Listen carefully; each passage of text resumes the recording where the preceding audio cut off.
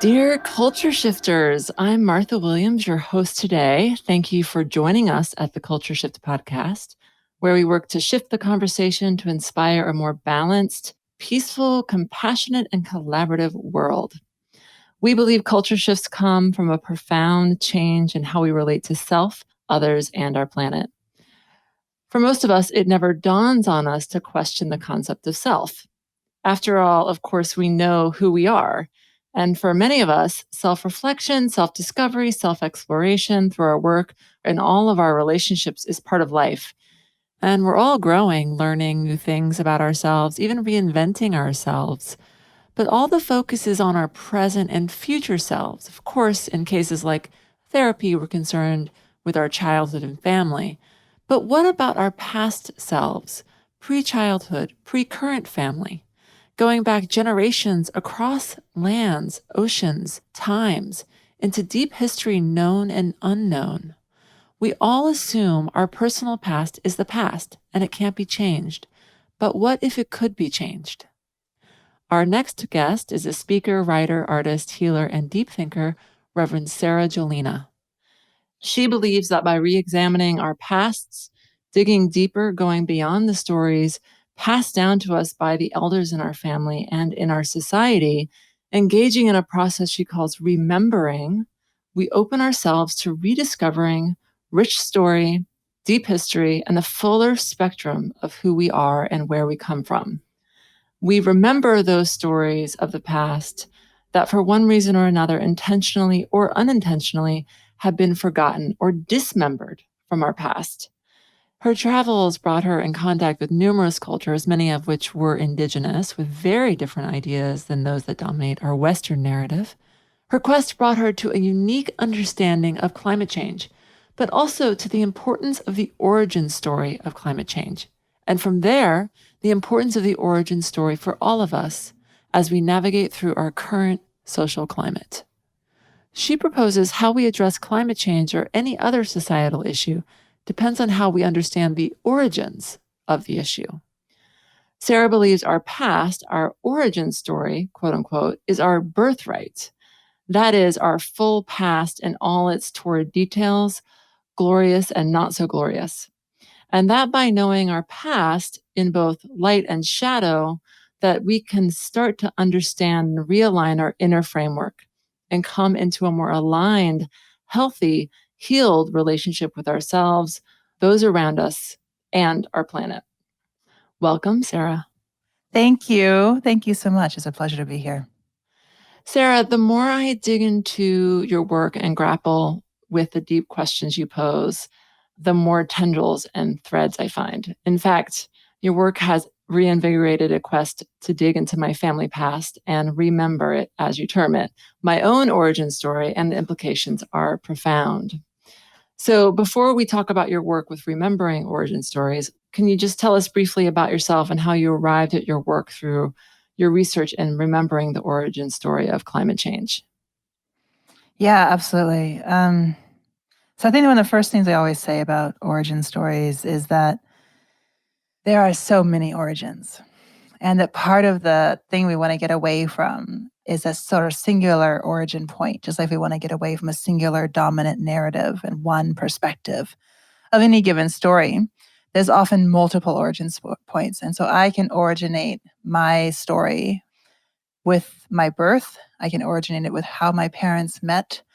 And I can also say, which I usually do, that what I am doing now and the path that I am on now is the ripples of a circle that was cast generations upon generations ago. And I say that with the humility of knowing that it's entirely possible that what I am working on now might dramatically change as our world changes, and there is, always a possibility for continual revelation. But for today, I thought what if we start not that long ago, and like say 10 years ago, when I was working in international sustainable development. I was working at the Institute of Development Studies at the University of Sussex in England, where I had gone to get my master's. And I was quickly swept up into this very large cross-cultural, like 30-country reimagining development project. And then the Institute of Development Studies does continues to do to this day, like really amazing work. Very progressive. One of the main professors there, his name is Robert Chambers, is the founder of participatory development, which is all about asking the people about what they want and designing your development programs around, the voices of the people and not just like what the experts say, right? So has a sort of like bottoms up perspective. And even so, like I kept feeling like that we were still caught in our Western way of thinking. Something was really missing. And my heart, I think, knew that it had to do with spirituality. Beyond that, beyond saying that spirituality is important and we have to get to the source of our sustainability, I got to go kind of like deeper than sort of the conversations that we're having in most of the conferences that I was attending. Beyond that, I didn't quite know what I was trying to say. And then an opportunity landed for me to do work in India with the World Bank. I was doing an evaluation project on integrated water management systems. And upon landing, I met this incredible group of Indians from South India, a network of people who were doing work. It was so creative and so powerful, and I could see it was making a huge difference in the way that some pretty old-fashioned bureaucracies were engaging. I was like so curious because if you can change a bureaucracy, you can change anything. Like bureaucracies are really hard to change. And I wanted to learn more about them. So I ended up moving to India and to kind of learn and live with this network of people, of sustainable change makers. And then I had my own sort of personal crisis. I was in this place that I loved very, very far from home, living with a bunch of guys, working on an organic farm, sleeping on the rooftop, looking at the stars. And the man that I loved had told me that he was not going to marry me and he was going to marry someone else. And I was just so devastated. And I was in a cultural context where I couldn't, like, there wasn't anyone I could like hug. Like hug men. Women don't hug men in South India. That's like not a thing. And I didn't have that many girlfriends at that time. I was pretty new to my time there.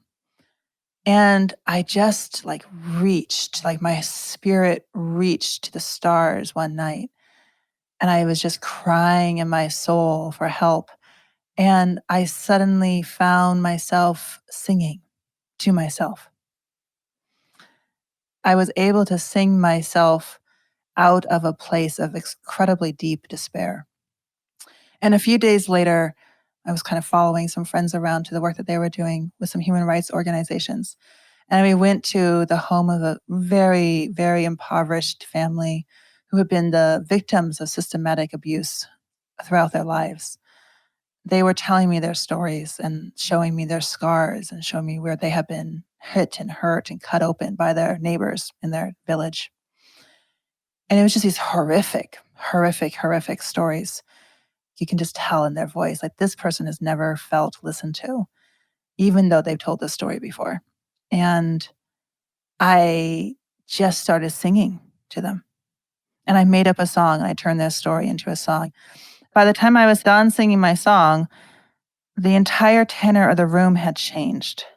And this little old woman from the back of this dark hut came forward. I hadn't really noticed her before. And she didn't say anything. And she hadn't understood a word I said because it was all in English. And she just laid her old hands on top of my head.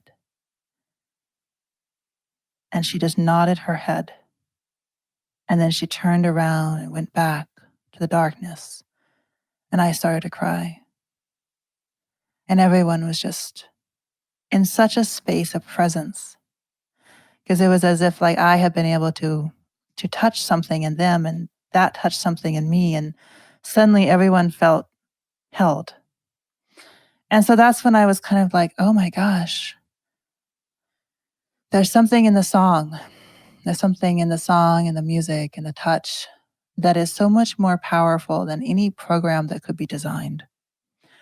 And that led me to become a traveling singer and songwriter. I traveled all over India as a singer-songwriter, listening to people's stories and singing them back to them in song.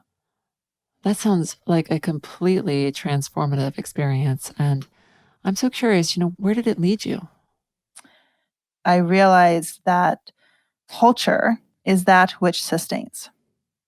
That music and dance, spirituality and ritual, faith and tradition, innovation, creativity, the way in which people marry and fall in love and have babies and fall out of love and move their bodies and be with the earth and plant their seeds. And all of that is bound in dance in a village. Part of how you learn to plant was in the songs and in the dances. And it was like, oh, like this thing called knowledge transmission is being done through culture. And that probably some of the most important dimensions of what it means to create anything that resembles sustainability, much less regeneration, is going to only happen if we have a cultural shift. And I felt it. I didn't just know it intellectually, I was living it as a singer. And not particularly a great singer, mind you, I'm not a particularly great singer, but as someone who was singing from my heart and whose heart was touching other people's hearts and who was letting myself be touched in return. Like that opened me to this much, much, much bigger world of Hindu and Buddhism spirituality and complexity of another culture, another traditions, multiple intersecting traditions, all there in the same time, the same place, and multiple histories. So this thing that I'm looking for, this thing that I've been searching for is I think that the easiest way of calling it is culture, but it just meant so much more. It was so much richer, so much more diverse, and so much more fun, so much more joyful than any of the sort of programmatic or developmental stuff that I have been part of before. That's why I wanted to continue working in this thing called culture. But I wanted to do it from a spiritual place and not as an academic. I wanted to do it as someone who was going to help to create new cultures. And in order to do that, I knew I wanted more training, particularly in the spiritual religious dimensions. What was working in India for me was sort of this musical artistic play that was intersecting with kind of traditional development work and faith, using their religious, spiritual, cultural frameworks to be the source from which the strategy came, instead of the strategy being like enacted through culture.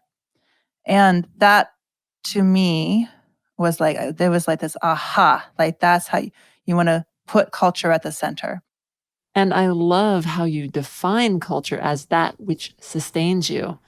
So, how did you go deeper with this? So to go deeper into that, I went to Union Theological Seminary. I had the opportunity to meet with a bunch of Indigenous people, and I had worked with Indigenous communities in many different parts of the world, and I had not worked with Indigenous people in my own country, in the United States. I met them at a climate justice conference, and I said, how can we help you? And how can I help you? And how can this organization I'm representing help you? And they said, well, we want the same thing we've always wanted. And I was expecting them to tell me that they wanted to clean up the lake because they come from the Onondaga Lake, which is one of the most polluted lakes in the nation. And they said, we want to rescind the doctrine of discovery. And I kind of paused and I'm like, what the hell are you talking about? Like, in my mind, I'm like, like, that doesn't make any sense to me. But my experience in India and other parts of the world had taught me that if the person most impacted by the problem, in this case, climate change, tells you something and you don't understand what they're talking about, then it is your job as the person who's trying to be helpful you had to correct your own thinking. Like the problem is with me, not with them. So that led me down this rabbit hole to understand what were the connections between climate change and the doctrine of discovery, which led me into history and origin. And then I wrote a whole thesis sort of re-originating the story of climate change into the doctrine of discovery and the beginning of colonization. I came to realize that how we talk about history as a part of culture, right? History as part of culture is absolutely essential to how to create new cultures. So, tell us more then about the doctrine of discovery. Or better yet, tell us about the triangle of terror or something you touched on in your thesis and how they relate to climate change. I think one of the questions for cultural change makers that I think we should always ask is, Why are we choosing a particular beginning point? And I think the answer to that should include, because it's useful for our current times, we want to make a point with the story we're trying to show something.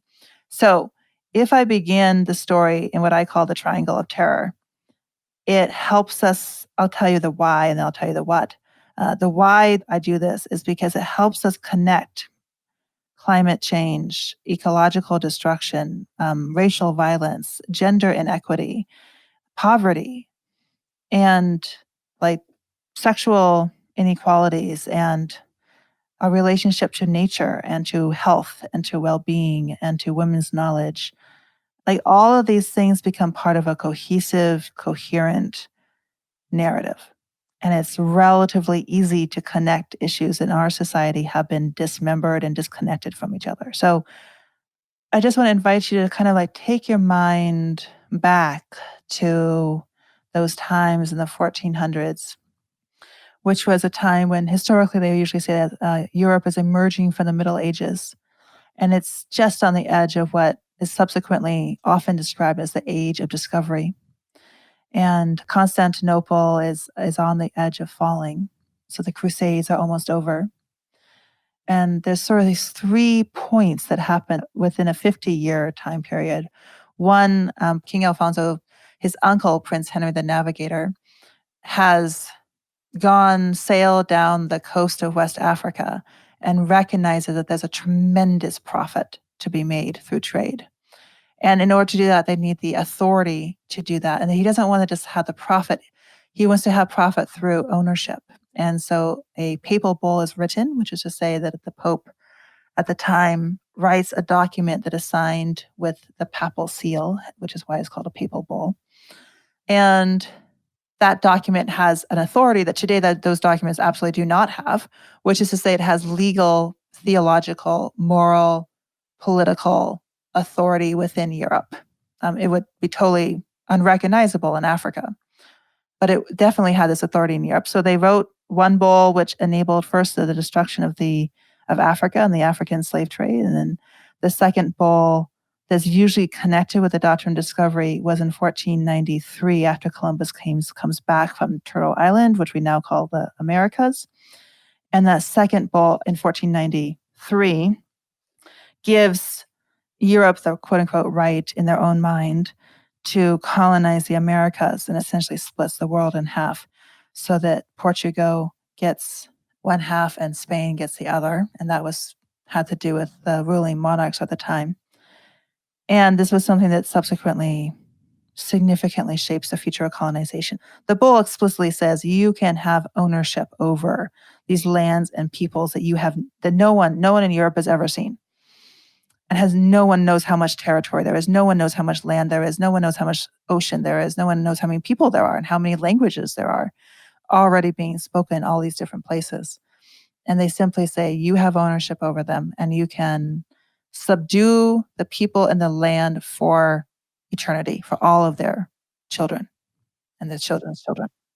Wow, this is incredible. I mean, the audacity to say any place, anything, any person they happen to quote unquote discover is theirs. Right. So all the people immediately become slaves of Europeans, like just in one fell swoop, in their own mind. And in the middle of these two bulls, what I realized in the research that I was doing, another papal bull is signed. And that is frequently known as the witch bull. And that happened in 1484. And that gives these two Dominican priests the right to engage in the European witch hunts. And the priests, these two Dominican priests, put this bull in the front of a book that was called Malleus Maleficum, which is translated as the Hammer of the Witches. And that becomes the witch hunting book that is subsequently translated and published throughout Europe. And it becomes the second most widely published book after the Bible. And it details in excruciatingly painful, it's like probably one of the most misogynistic, sexually deformed, sexist, like you cannot say enough negative words about this book, because it's detailing how you first break up a community so that people will call each other witches. And then second, how you torture women, physically, violently abuse them. in ways that they subsequently betrayed their fellow women. And then what then I was able to show was that what happened when these women are killed and destroyed, and not even if they were killed, but just accused, and the fear of being accused, and watching women burned in public in the fires in towns and villages throughout Europe, is that they were killing their own healers, and they were killing the elders who knew the knowledge of the plants and the animals, and they were destroying their own capacity for their own healing and their own connection to their own bioculture. That is exactly also what was happening. Sometimes with the same images, the same words, the same language was often being used from the witch hunts. It was being used throughout South America, in the Amazon, in Mexico, and it was also being used in Africa. And patterns of destruction and patterns of torture were literally going back and forth, and images and objects were going back and forth the oceans between these three, as I call them, points of terror.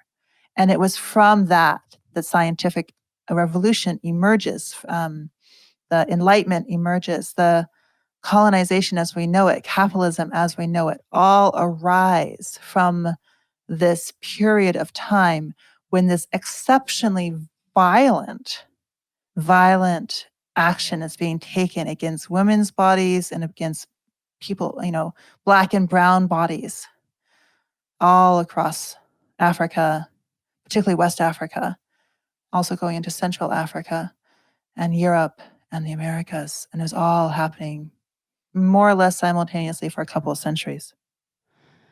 How does the profundity of what you just explained to us make a difference in how we relate to climate change versus if we think of climate change as starting with the Industrial Revolution? If you say that the climate change originates from the Industrial Revolution, then the solutions that you come up with, because your solution always depends upon how you define your problem. So if you define the problem as coming from too much carbon in the atmosphere, which is the Industrial Revolution argument, then you will try to reduce carbon in the atmosphere. And that's, I would say, a relatively limited thing, which we may have noticed has utterly failed. It's not that difficult in some ways. You just change how you're dealing, what your energy source is. And we have been totally unable as a society to do that.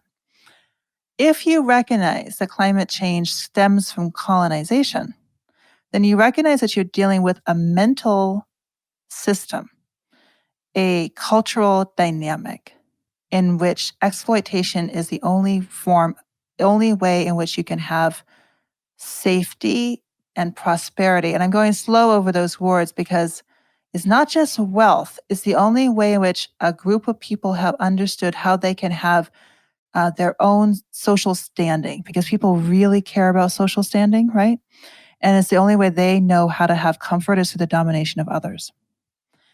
So colonization enables you to perpetuate a pattern of relationships with nature and the earth.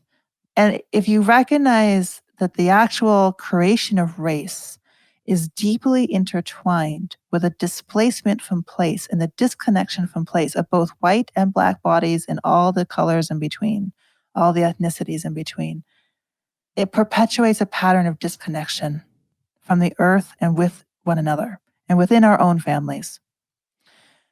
If you recognize those connections, then you begin to realize that you cannot address climate change as a carbon issue. You have to address it as a cultural issue. And that cultural issue, we can talk about that as a cultural domination. That's absolutely part of it, but it's a very particular kind of domination. It's not just any domination. It's a very particular shape and flavor of domination. Right. And if you would ask Bell Hooks what kind of domination we live in, she would say we live in an imperialist, white supremacist, capitalist patriarchy. And all those things come from the same place. They all come from the same moment in time. They're all part of the same cultural pattern, that these things are they're intersecting today, and they're intersecting today because they come from the same place. So once you can kind of say oh, all these things come from the same place, and they stop becoming different things. And you don't create a program to deal with equity on one hand and to deal with climate change on the other hand, and those people never talk to each other, which is what a lot of organizations do. It has practical implications for strategy. And then the other piece, if I may just say this kind of quickly, is that like we have been dismembered from one another. We have been dismembered from our histories. And we have to engage with these histories and engage with ourselves in a way that has a somatic cultural component. You cannot simply address this through the mind. You cannot simply create a series of documents that are going to, and PowerPoints that are going to display this information. Like if you aren't learning this in an embodied way, then you're not learning it. And if you're not creating a culture, if you're not like the act of learning needs to be an act of shifting culture. Otherwise, you're perpetuating the problem. Right. If history was taught to me the way you just laid it out, I think I would have maybe become a historian. And that is, I think, part of why history is so boring for so many people. Like, it's not reflecting a knowing or a story or a, I did not want to do history. I wanted to go off and sing, right? Like, so much of the way I've learned has been through engaging with people and with listening to incredible storytellers tell stories in different ways. But I have to say, I hear a lot of young people who are resentful towards baby boomers saying, what about them? Why couldn't they have done something? I don't want to dismiss that anger. I don't want to just say like, oh, that anger isn't important because I think there is a lot there that's like, I look at the baby boomers and I'm kind of like, you guys were so lucky. Like, you just kind of got like this cream of the milk. And like our generation and below is going to have to deal with a lot of the shit underneath that cream. I don't want to like let them off the hook because there were absolutely things that that generation did not do for sure. And like what they're working with, what they got handed, they did not get handed the tools to do a lot of the work that needs to get done. They didn't know how to do it. How is your work giving us the tools to make more significant change? So when I started teaching my first Remembering for Life course, and I had 2 students because I was just like, I'd never done anything like that before. I had incorporated my family history and it was so influential for me. And I saw this about reorigining climate change. Like it was, to me, the focus of the whole course was about climate change and particularly climate change and racism and connecting those two. That's what I thought the purpose was. And then in teaching this first class, one of my students, like both of them really, but particularly one of them, she had just had her first child. And the question that was on her mind as a young mother was, how do I tell my child about where we come from? How do I narrate for my child the history of where this moment comes from in a way that he can understand, that enables him to love his ancestors and also to be able to hold the tension of the terrible things that they did?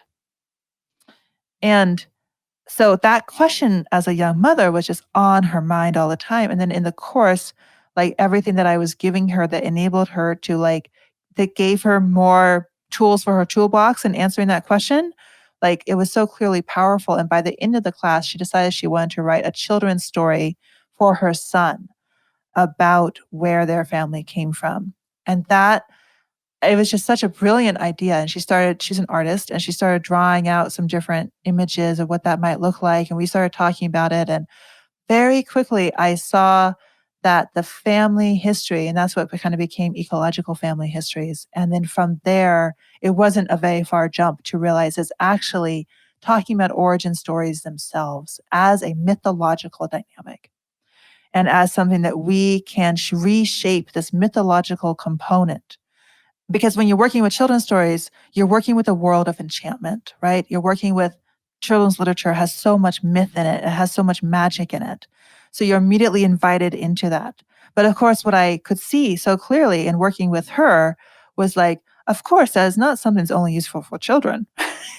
Like to re-engage the mythical imagination is something for all of us. And like this work of re-enchanting our world, like that work is so paramount to everything else that we want to do. Like knowing what your source is and connecting with your sense of where you come from on a mythological dimension like shapes who you are. That just makes so much sense. And what about you? Tell us how you've been re-enchanted. So there's so many moments when on my journey of remembering, I have experienced myself being re-enchanted, where I have been able to delve into the mythical magic of what it means to be alive in seemingly serendipitous encounters, which later feel like destiny, met the descendants of those whom my ancestors sat with in sacred ceremony 7 or 8 generations ago. And I'm now direct friends and colleagues and co-conspirators with those people, with Native people and with African American people. And I know our ancestors knew each other. And there were times when that relationship was beautiful, and there were times when that relationship that our ancestors had together was absolutely horrific. And today we can do something together that has not been able to be done for generations upon generations upon generations. And we can have relationships and conversations and create new cultures together that we've never been able to create before. I have been able to experience moments where, and this is very embodied, right? I mean, the same conversations, but I'm really talking about the moment of sitting quietly with someone whom I know, whom I know if I had been caught sitting quietly with them, someone would have killed me or them or both. And to now be able to sit in ceremony with them and to have people call me up, to have they call me up or whatever, just to have that deep friendship is something that I treasure. And then I have had all these moments of being able to retell mythologies and old stories in new ways and help people reimagine who they are. And by imagine, I mean embody who they are differently. And it is profound because to work with the human soul is profound. So, what are you wanting to accomplish in taking your ideas of origin stories to everyday folks? I think my goal is like when I'm working with people is, well, sometimes I just want them to be more accurate. Y'all are contributing to a bad story and it's hurting people. Stop it. Like the way you're describing who you are and where you come from and what your family's done is wrong. It's not wrong. It's like it's inaccurate. You're missing so much. And the things you're missing, what you're missing makes a difference. But in these more kind of juicy moments when I'm less concerned about impact, what I'm really listening for is this like, there is a flower within the person that yearns to come out and to bloom. And that cannot happen if they are caught in a colonial framework. The flower can only fully bloom if they can disengage themselves from the structures and the mentalities, the ways of thinking, the epistemologies, as they say, the ways of moving, the ways of understanding, of listening to their body, of listening to the earth's body, listening to other bodies. Only in that process of disentangling so much falseness can that flower of the soul bloom. And sometimes that is expressed through ritual, and sometimes that is expressed through song, and sometimes that is expressed through new stories, and sometimes that is expressed simply through being able to be with someone they weren't able to be with before. And sometimes it's like designing entire new systems of ways of working together. Like the blooming has so many different variations. I'm less concerned with what that outcome should look like. And that's something that makes my work very, very, very different. I don't know what the outcome's going to be because so much of what we think of as being a good outcome comes from a patriarchal mindset of what a good output should be. So, your work saddles the church with a lot of blame for the roots or the sanctioning of colonialism, the slave trade in the West, the exploitation and murder of indigenous peoples. You could even say they were laying the roots for modern racism and misogyny. And yet, you're a minister. Yes. And you work with numerous faith-based organizations. How do you present your thinking in a way that people can hear it? I have always first and foremost served the divine feminine, and I come to ministry within a sort of more Judeo-Christian context. So when I work with a church, I know that the goodness of the Spirit is not constrained in any particular faith, institutional structure, right? It's so much bigger than all of those things. How do I engage with these, patriarchal structures? I actually think the people I'm working with do the closer engaging than I do. And the Christian faith did not always look like one person up top and everyone else sitting in rows. It used to be people sitting in a circle, lying down, telling stories and singing songs. And that's helpful. It's helpful for me to know that the structure that I'm seeing is a more recent invention. And I also know, like, in that church is where Martin Luther King gave a really beautiful and famous speech, and is where other wonderful, wonderful people, both men and women, have given phenomenal testimonies to the Holy Spirit. And I am not going to deny them their experience of God. Right. And even as I acknowledge and honor and recognize that the church have responsibility for and is absolutely to blame for so many things, it has also been the source of so much liberation. And to hold both, I feel like the work that I'm trying to do often is to help people hold paradox and to help people strengthen their capacity to look at multiple, sometimes dramatically conflicting variations simultaneously. Paradox, I really love that.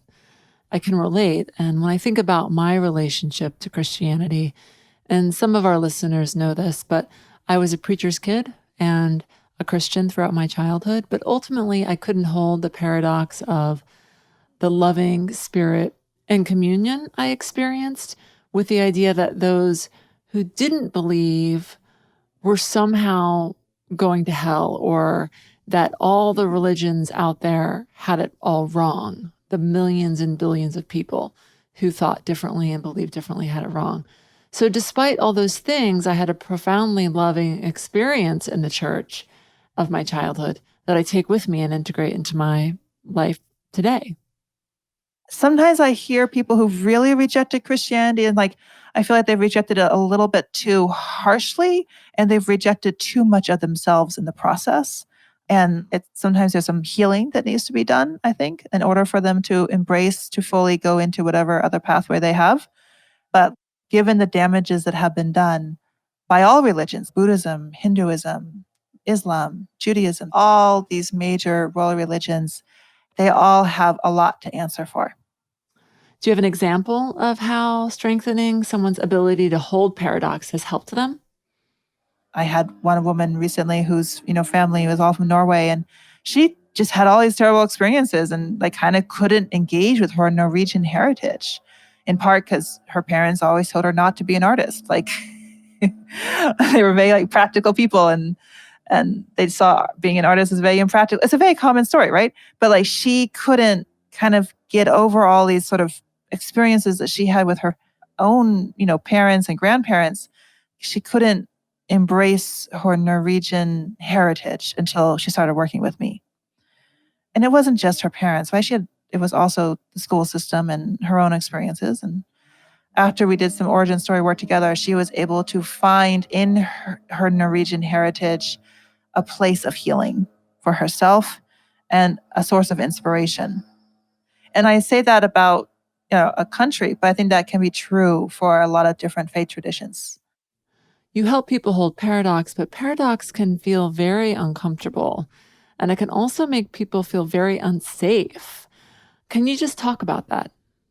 I think there's one thing I would just say about that kind of quickly. How is it that we deal with feeling unsafe? Like, so this is sort of a question of, like, I am a student of polyvagal theory, and it's from a somatic perspective. Like, there's this nervous system response, which I'm sure you guys know.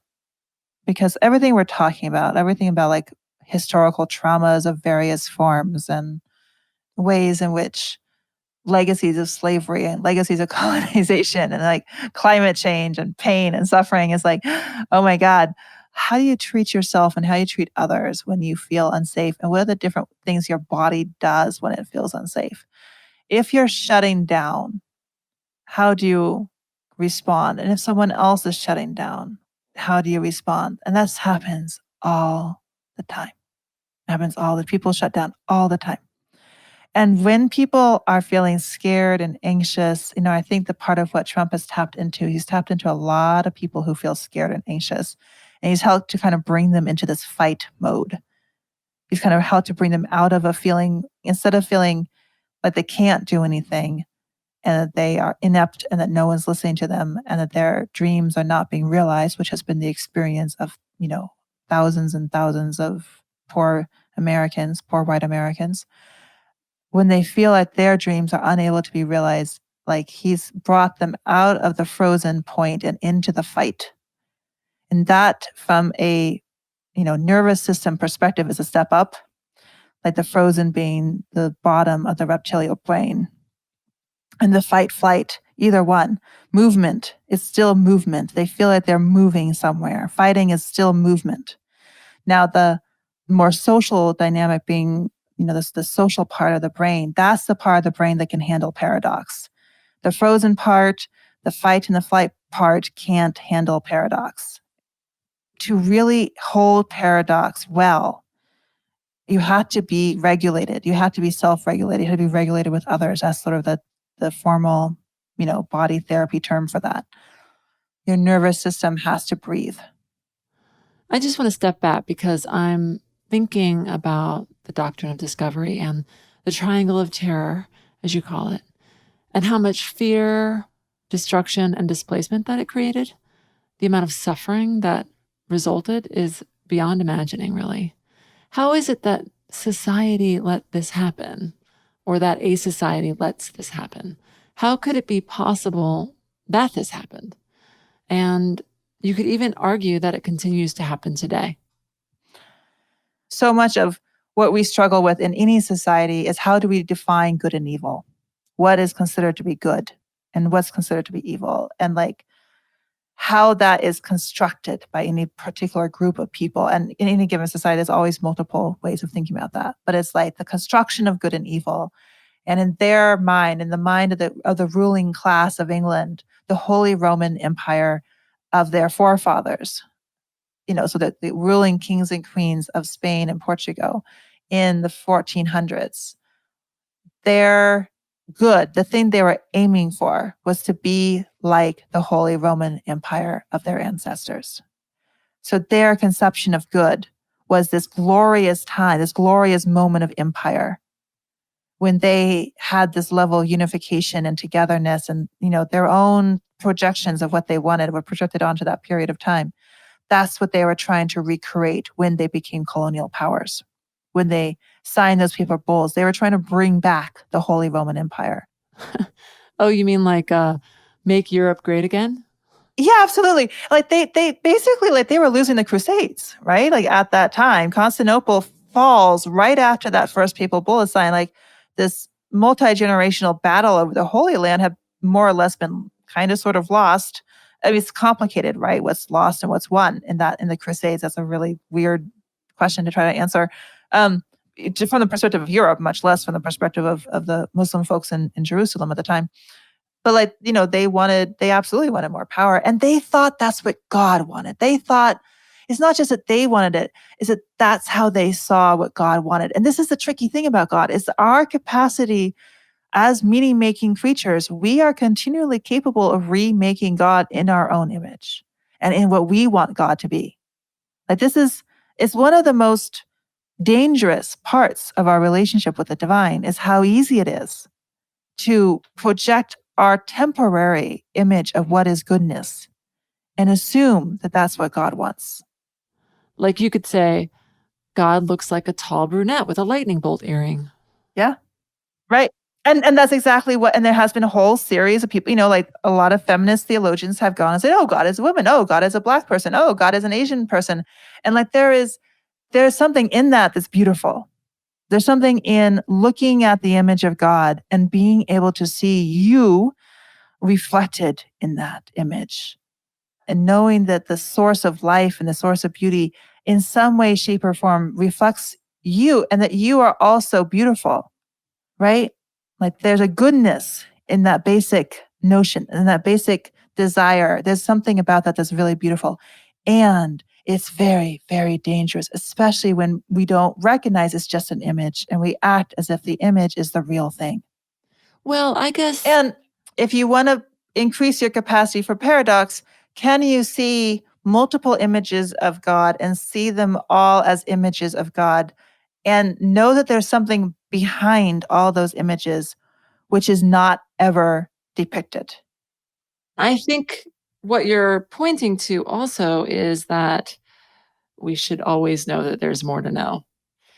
Now I want to hear about what it is that you're up to, what ideas you're scaling right now that you're taking out into the world that you think or hope to grow and that you think could have the most impact. So, yeah, we'd love to hear about what you're doing next and how people can get involved with you. Thank you for asking that question. Sequoia Samanvaya can be, that's the organization I run, can be loosely translated into coming into harmony with ancient wisdom. And our slogan is connecting the disconnected. And people consistently say, and they work and engage with us for pretty much anything that we do, is that they are able to bring their full selves into the work, and their full self is able to grow. I've been doing this origin story work for at least 10 years. And then in other ways, I just started kind of formally teaching a class on origin stories. So I just did my first pilot run for that, and I'm starting my next one this coming week. I'm doing more work with origin stories and to help to re-look at origin stories differently. It's been so beautiful. And we're working with ancestors and spiritual lineages and bloodlines and bringing those things together. And in the process, rewriting the story of our nation and rewriting the story of our history of where we come from as a people, both within America and outside of America. It's not, the structure of this particular class is not only for Americans at all. I'm working with more artists around creating a greater, deeper movement around retelling origin stories and remembering origin stories differently. That's really exciting.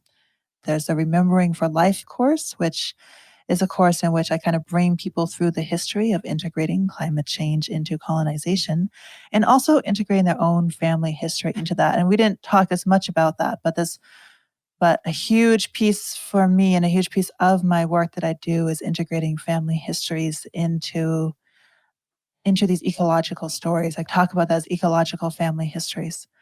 And it's incredible to see people integrating. I do one-on-one healing work and advisory work. Some of that's like spiritual direction for people who are familiar with that. And I do legacy advisory work with wealthier families, engaging with how are they thinking about their legacy using a decolonial framework. Sara, I just want to thank you for your work. It takes so much courage to unveil the past and to hold paradox and to look at both the triumph and shame of our histories and our families and to really question how we think of the present, especially to challenge how we think of climate change, as you first posited. So we have great hope for the flourishing of your work and its role in shifting culture. So thank you. So where can people find you? What's your website? Yeah, so www.sequoiasamanvaya.com. And then I also have my personal website, which is easier to remember, which is sarajolena.com. So thank you so much for joining us today, Sara. Oh, it's such a pleasure. It's such a pleasure to be able to have these conversations with you. Thank you so much for joining us today on the Culture Shift podcast, where we dig into critical conversation with those who are shifting culture by defying the status quo. The transcripts and links related to this podcast, as well as other episodes, are available at cultureshiftagency.com.